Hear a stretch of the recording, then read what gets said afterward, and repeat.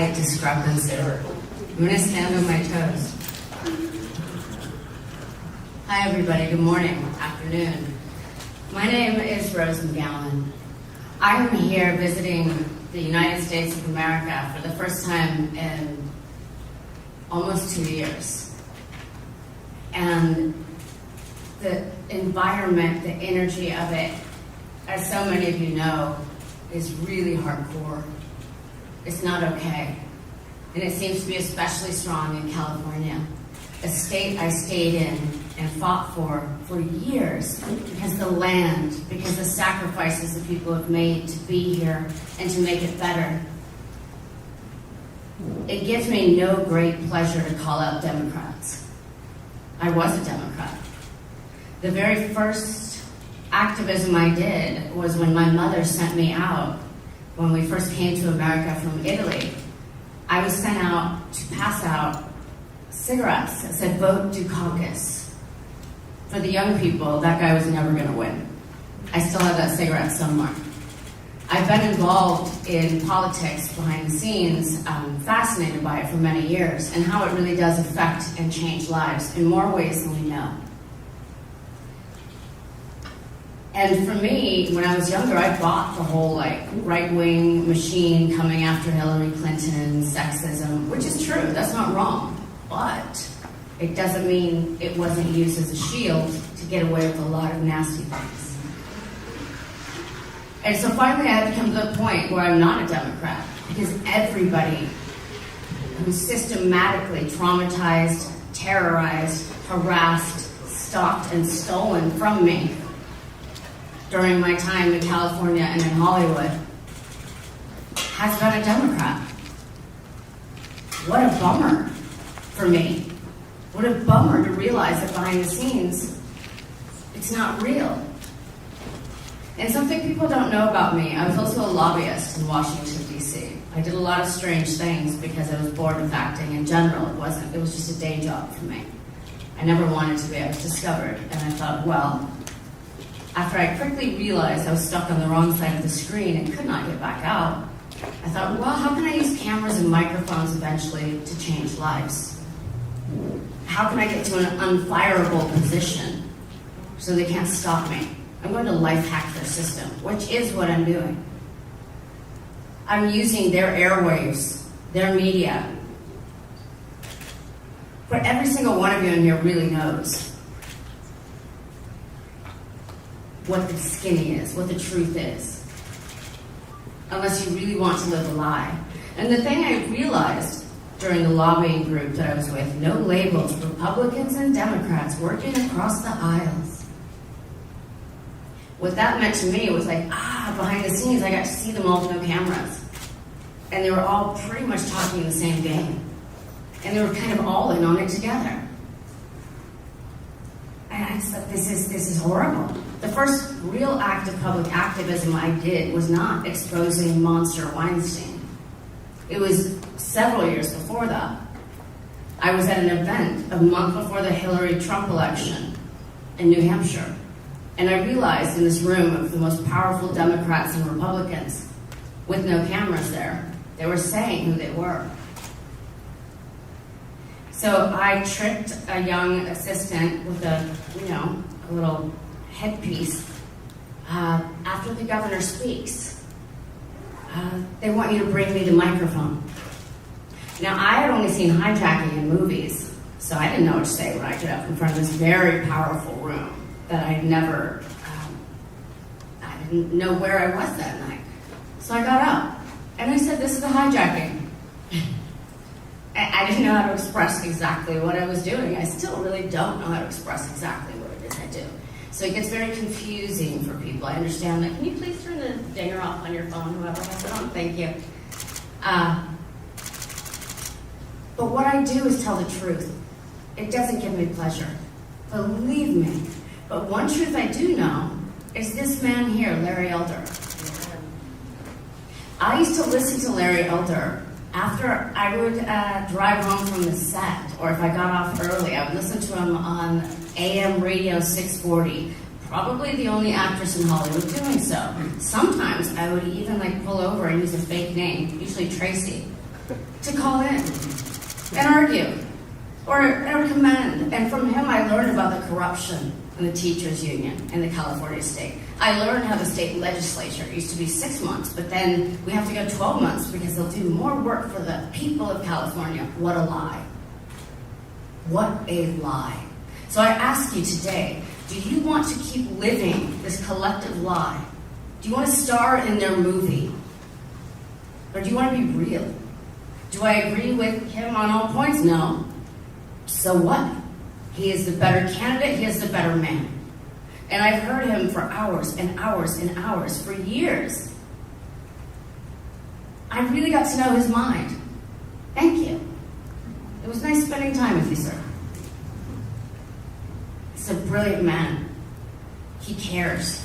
He cares about what a lot of us just nitpick at. And you're not saying the right word, or you're not doing this right, or you're not inclusive, you're not tolerant. First of all, someone told me they tolerated me. Does that sound like a nice way to think of people or be treated? I don't think so. And I know how they smeared me in the media, because so many of the people you work for are part of it, and you know it. And I don't know why. I don't know why. Like, what is the gain? Is it short-term power? Is it short-term gain? Why would you sell out your people, your citizens, yourself, your family, your loved ones? For what? For money? For the illusion of power? For the stranglehold you have on keeping people undereducated, underemployed, and terrorized by your government? Why? My enemies do not understand me. Okay, I don't understand them. We're at a fundamental impasse at that point. So imagine my surprise last week when I'm on the Dave Rubin show and we're talking about the recall, which I'd only had kind of a tangential awareness of because I live in Mexico, I live in the jungle. It took a lot for me to come to the US. I'm scared of this place. It's been very cruel to me. It has not been kind. A lot of people in this country like to kill that which they don't understand. It's like a cult. I grew up in one. I would know. I know all the markers. So I'm asking people watching or people reporting on this. First of all, don't report on me as an actress. I hung up that shingle 10 years ago. I fought my way out of that world. I deserve more respect than that. Thank you. That's a side note. So imagine my surprise when I'm on air with Dave, and I said, yeah, even I remember it came back to me. Gavin Newsom's ex-wife contacted me. And I said her name, and he said, that's his current wife. I said, it is? I mean, I had so many monsters after me during the period that she made contact. An organization called We Are Ultraviolet, that I do not trust, a feminist activism group, got a hold of me and said, Jennifer Siebel Newsom, she's a big producer of feminist films and Hollywood documentaries. She's pro-women. She'll help you. I had just directed a movie. It was nominated for Grand Jury Prize at Sundance. And because of the consistent and total blacklisting that I'd endured for almost all of my career, as haphazard as it was, after Weinstein assaulted me, I thought maybe someone will help me finally. Maybe somebody will be real. Maybe this will be the one. Because I always hope. They haven't taken that away from me. God, they've come close. So after Dave tells me that she's his current wife, on the way home, I go through my emails. And I'm like, and I remembered, I said, yeah, his ex-wife called me and said, what will it take? What can Boyce Schiller do to make you happy? Now, I had no idea who Boyce Schiller was at this point. This is about 4.5 months before the expose that I set up in the New York Times came out. I didn't know who David Boyce was. I didn't know he was an operator trying to suppress me. At this point, I did not know that he had already gone to former Israeli Prime Minister Ehud Barak of Israel and say, who should I hire to stop Rose McGowan? I did not know. I could feel the shadow of people around me. I found recording devices in my car, in my house. nude photos hacked and disseminated, courtesy of whom I believe to be Lisa Bloom, another big feminist attorney, another big Democrat.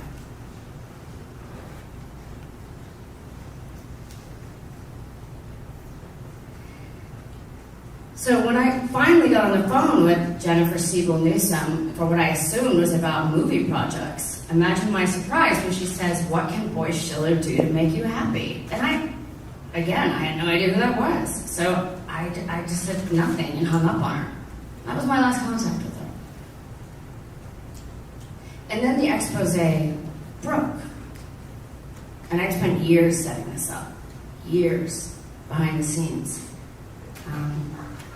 Hounded at every turn. So then I go through my emails, and I remembered, upon seeing this long email, where Jennifer Siebel Newsom is inferring that she was a Weinstein rape victim, to get into this private email group of Weinstein rape victims. And the other day, I was reading it, and I was like, oh, I had forgotten about this lady. I had forgotten about this treachery, because there were so many. It was coming at me every day from all sides. My only goal was to take down some monsters and show people that you do not have to be out there with a picket sign. You do not have to bite at the ankles of power. You do have to cut off its head. And it is a hydra. It is a many-headed beast. You get one down, another pops up. That's what I was dealing with. Plus global derision, paid-off media that Weinstein had paid off for so many years to destroy me because I never signed a non-disclosure agreement. He was right. I was his enemy. And he was correct. I am formidable. Again, it doesn't make me happy. I always just wanted a life where I could walk in the grass and stare at the trees. Pretty simple. But it didn't turn out that way. So I thought, I'm going to keep life hacking the system. And I don't care if nobody ever believes me, because I was there. I know the truth. I don't believe in gaslighting. I refuse to be tricked. And every line in this email to the Weinstein victims, talking about me and my paranoia, and the reason I suspect her to be a spy is because of my trauma. She starts it with, "Please turn off the dings, thank you." She starts it with, "I'm writing from the Bahamas." Okay, thanks for being rich. I don't know what you're trying to say. Imagine my surprise as I get deeper and deeper into this, that I find out, and it's not on Google, definitely on it, by the way, on DuckDuckGo, I find out that, in fact, her brother-in-law is David Boyce's law partner, Schiller's son. So today we look up DuckDuckGo. We put in his name, her brother-in-law. I find out he's arrested for beating his wife. Imagine my surprise.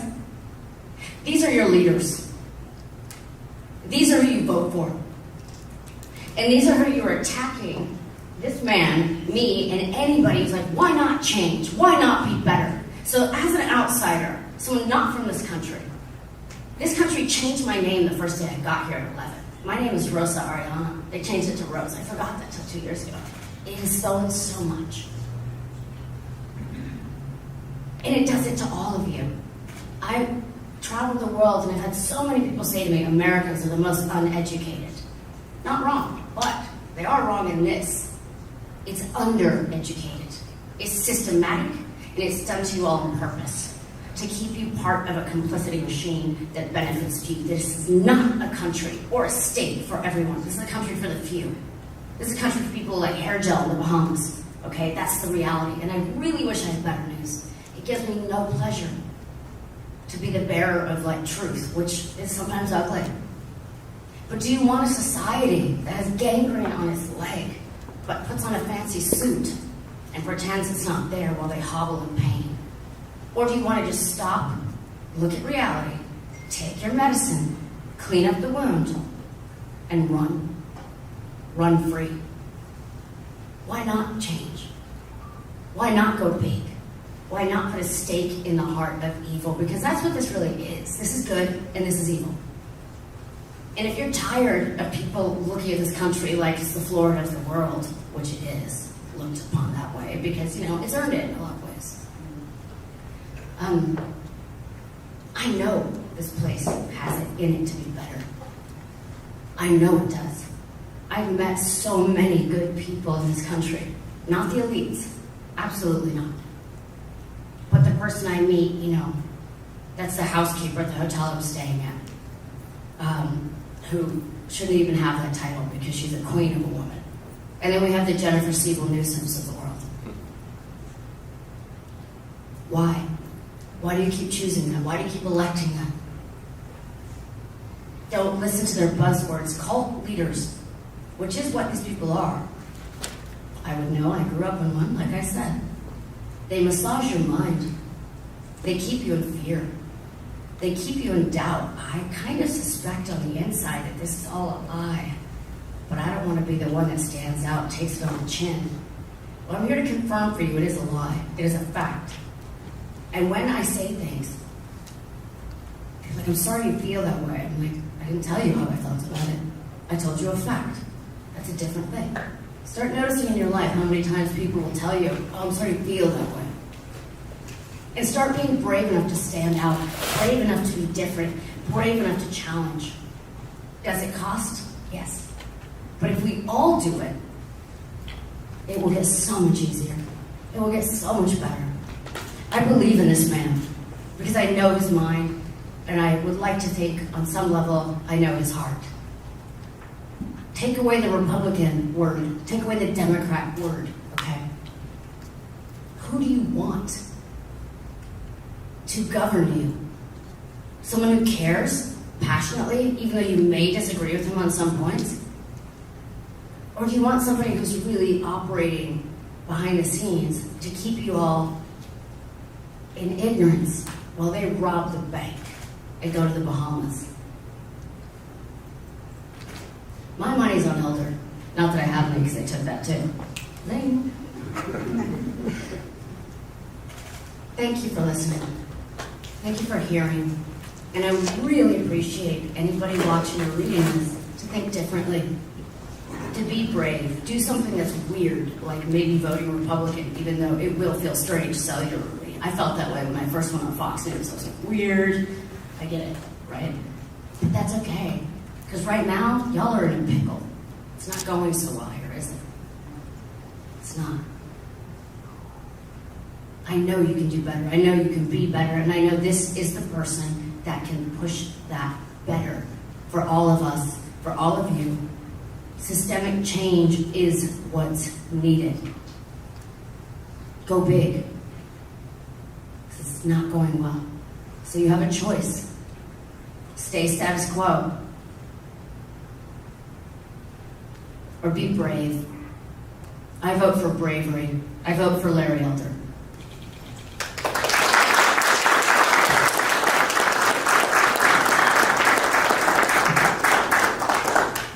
I want to say a few things about the way I've been covered during this campaign, the way I've been treated during this campaign, and how hypocritical members of the media have been in this campaign before I get to Mrs. Gavin Newsom. Rose wrote a book called Brave. There's another woman in this room who's very, very brave. Her name is former State Senator Gloria Romero. She's a Democrat. She's still a Democrat. She didn't renounce her party. But she crossed party lines in order to support me, primarily because of one issue. And that issue is school choice. She believes, and I believe, that the money should follow the child rather than the other way around. We're spending about $15,000 per student per year. I think only about 15 or 16 states are spending more. And the money should go into an account that the parent chooses.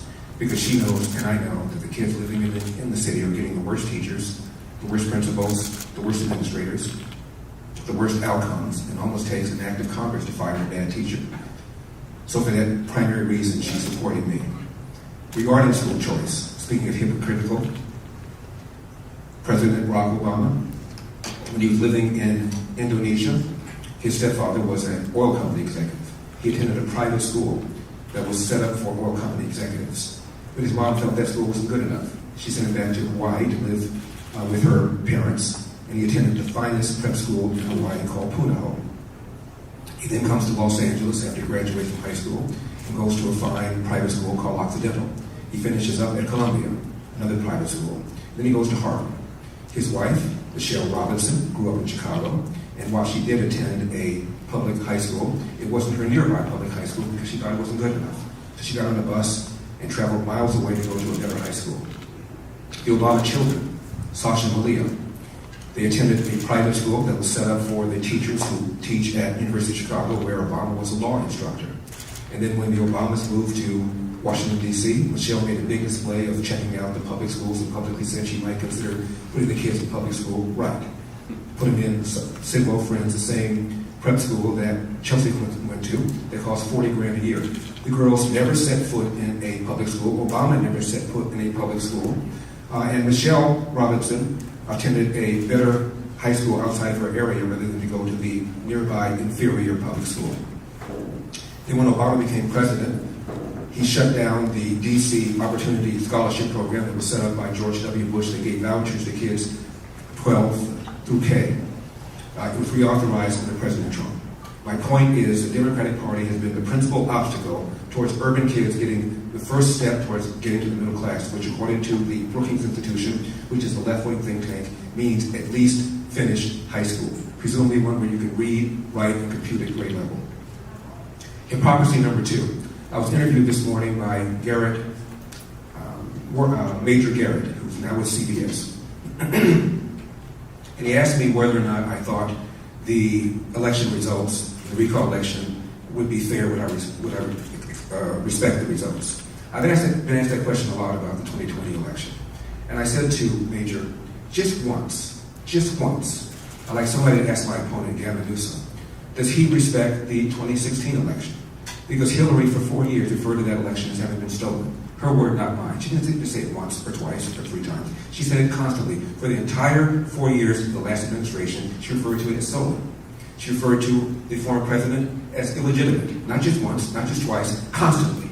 To the point where 2/3 of Democrats falsely believe that the Russians changed vote tallies, even though the Senate report found no such evidence. Russians tried, but they found out that 0 vote tally was changed, yet 66% of Democrats falsely, incorrectly, wrongly believe that vote tallies were changed by the Russians.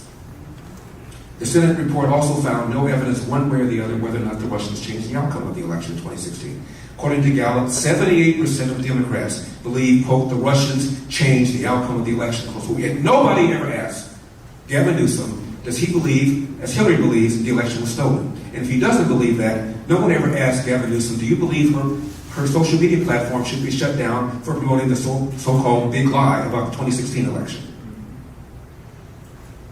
Hypocrisy number 3. The other day in Venice, at a homeless encampment, some white woman in a gorilla mask threw an egg at me. It would have been a major story if I had a D at the end of my name. They'd be talking about it in Bangladesh.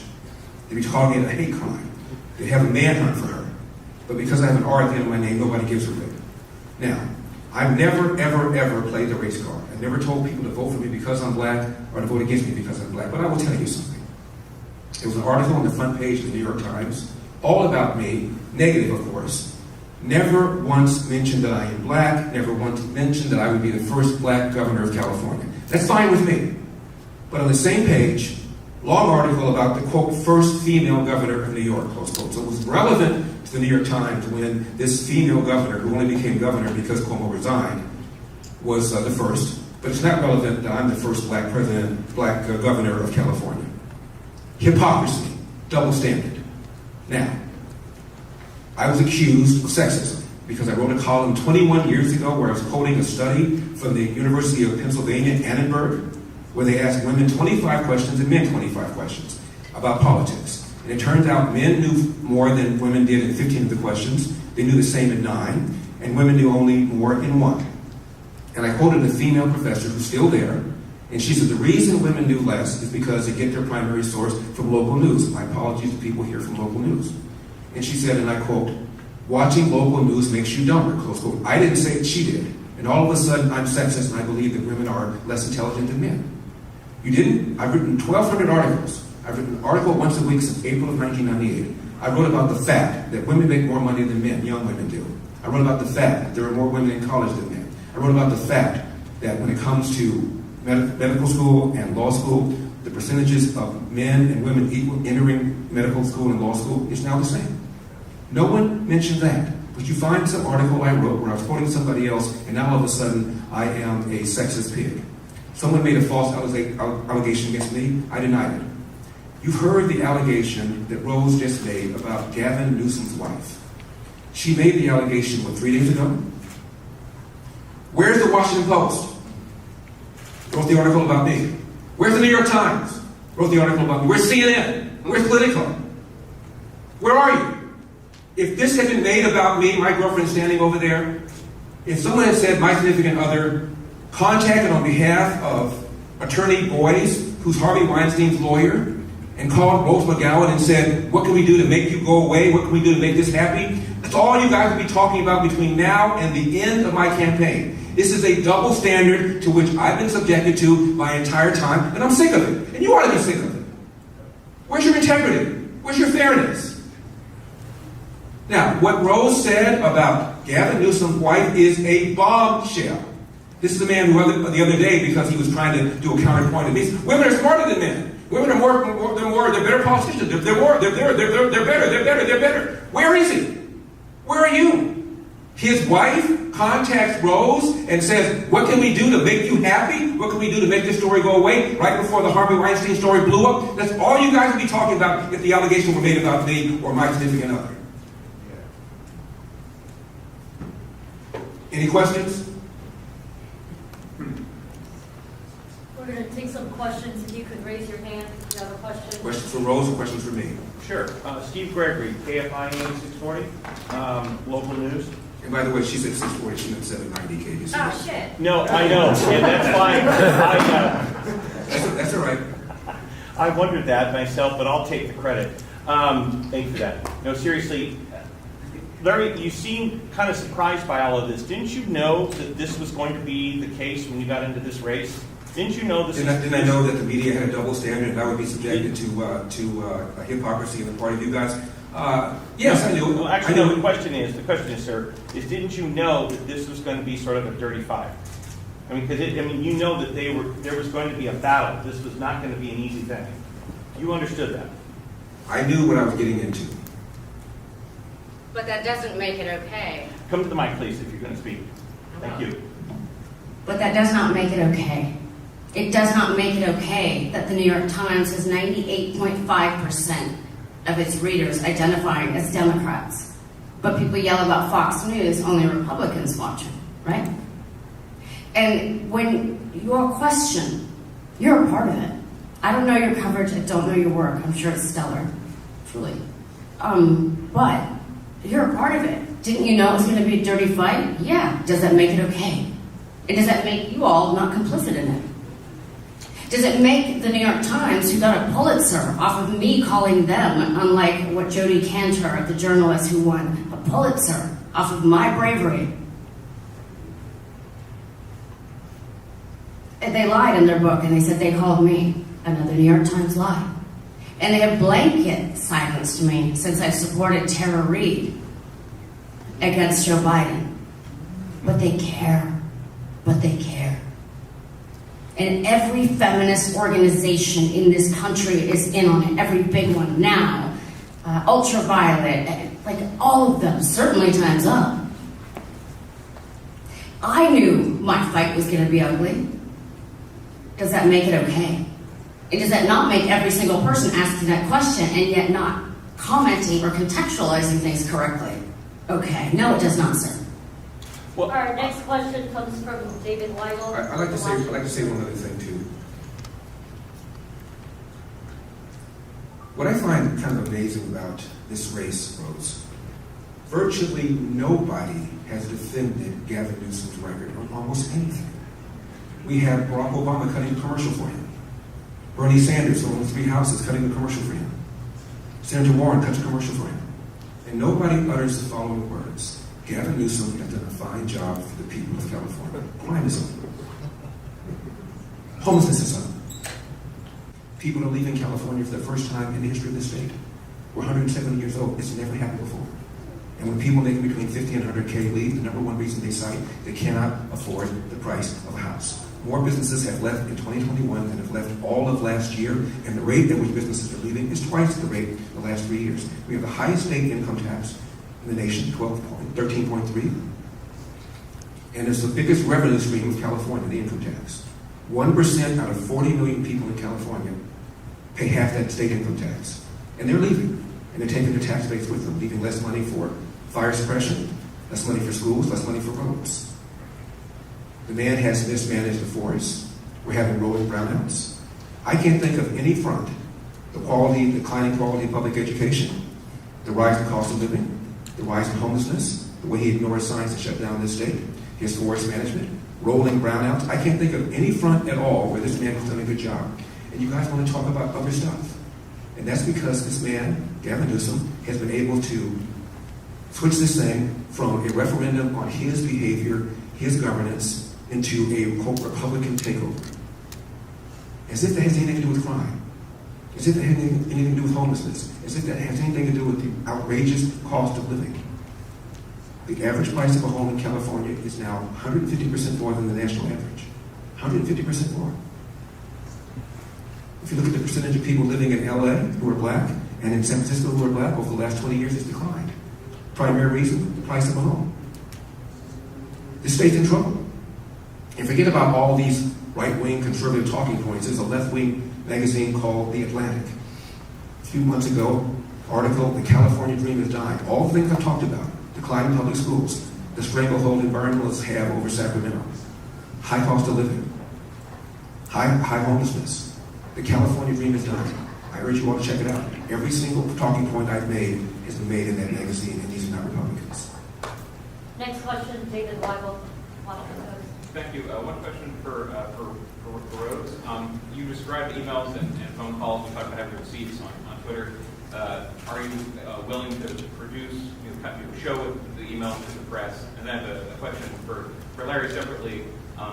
Ms. McGowan described why she thinks this is a voting issue, but could you expand on why Gavin Newsom's name is on the ballot but not his wife's? Could you expand after that question on why this should be a voting issue for people who sometimes separate a spouse from a candidate?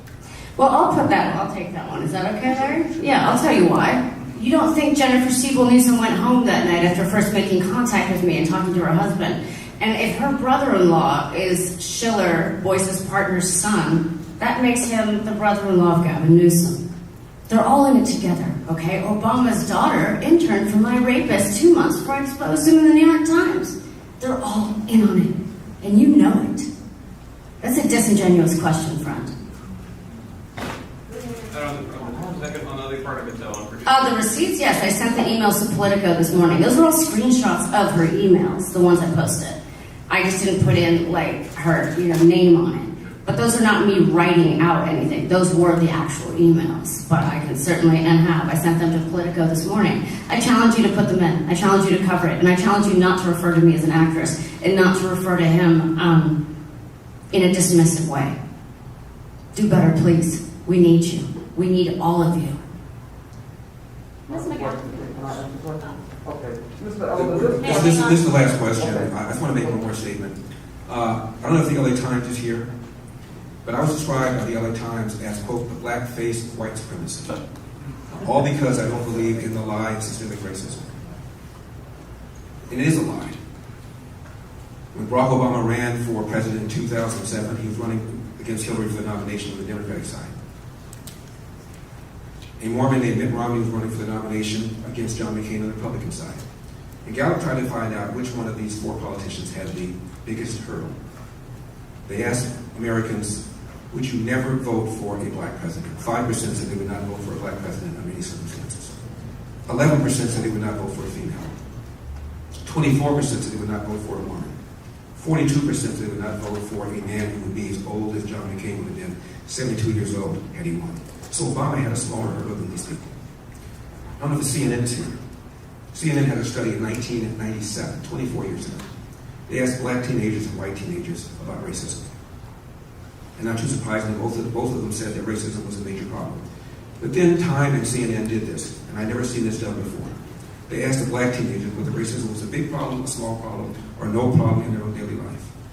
89% of black teens called racism in 1997, 24 years ago, either a small problem or no problem in their own daily life. In fact, more black teens than white teens said, and this is verbatim, more black teens than white teens said, failure to take advantage of available opportunities is a bigger problem than racism, end quote.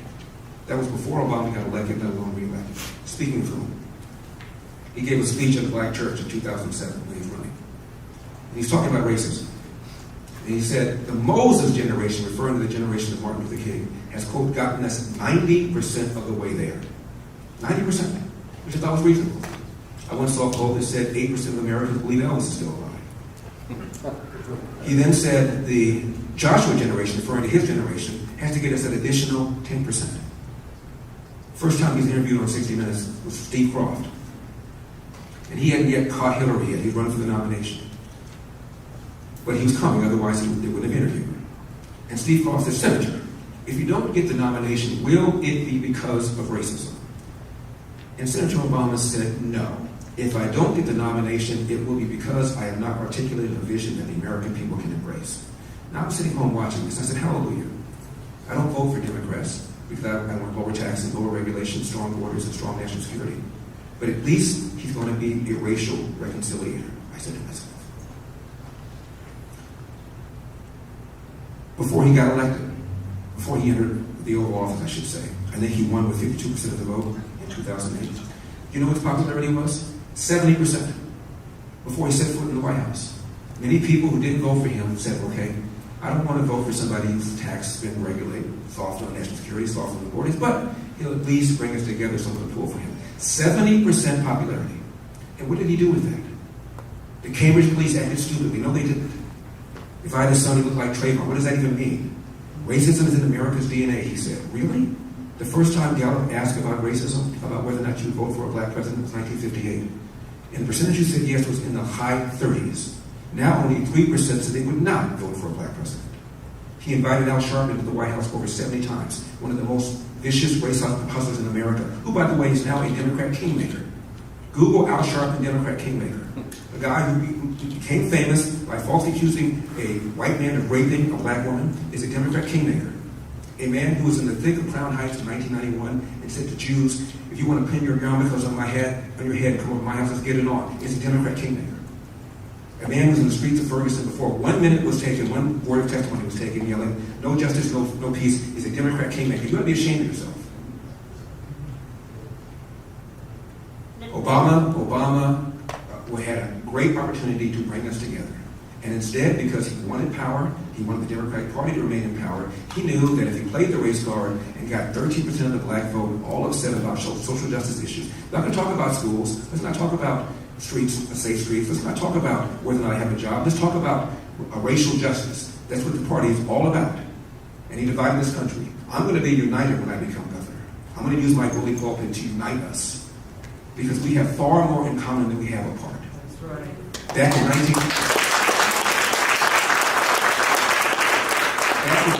1991, a black Harvard sociologist, I don't know any sociologist who's a conservative, do you? A black Harvard sociologist named Orlando Patterson said this, 1991.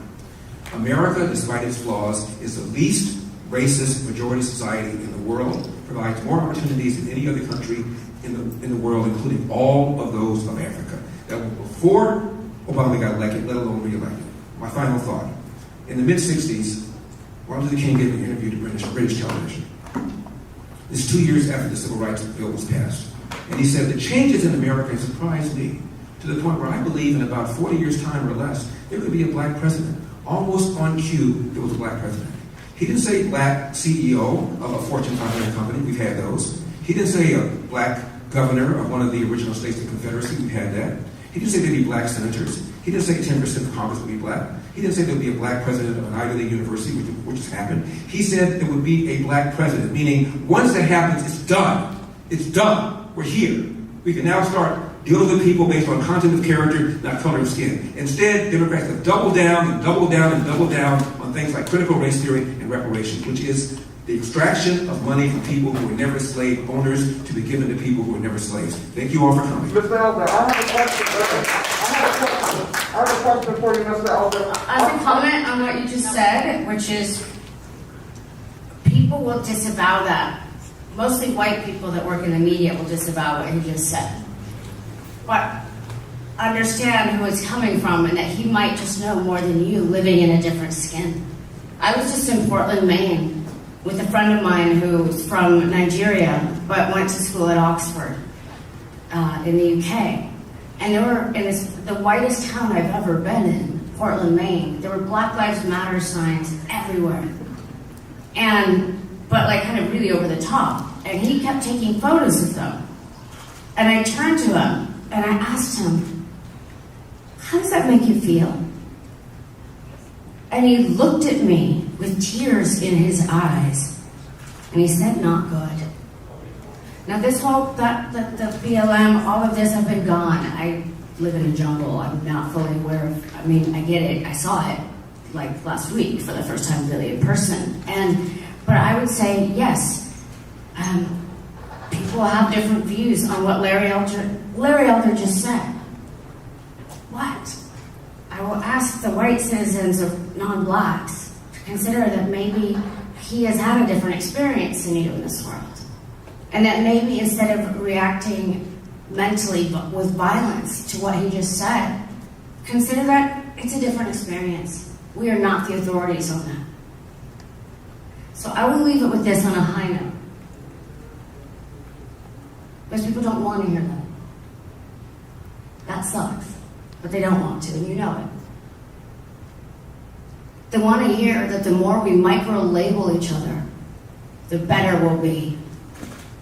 The reality is, today, I challenge the state, I challenge these voters, I challenge the media. Back up. Be human first. Vote for humanity. Might be a policy wonk, might not say the same things the way you would do, and might not articulate them in a way that we're used to. But it doesn't make him bad, and it doesn't make him wrong, and it does mean that he's dedicated his life to thinking differently and wanting more. Is that so bad? I think not. So let's bring on some hope. Let's truly, if you really want to get past racial barriers, be fair in coverage. Be honest. I believe in California. I believe you can be better. And I do believe, even though when Larry and I first met today, I said I don't agree with you on certain stances. So what? Do I think fiscally and every other way, which is desperately what California needs to be saved, he will be the man for that? Absolutely. So why not try something different, something unique? It might push your buttons a little bit. Ooh, but guess what? When you put on that t-shirt with that itchy tag, you get to go home and take it off and be comfortable again. And sometimes we have to address the wound so we can run free. Thank you. All right, folks, thank you so much for joining us here at Golden State Times. If you're new to the channel, we encourage you to subscribe by clicking that middle button.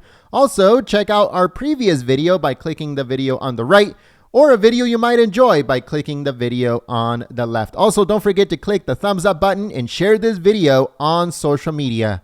Peace.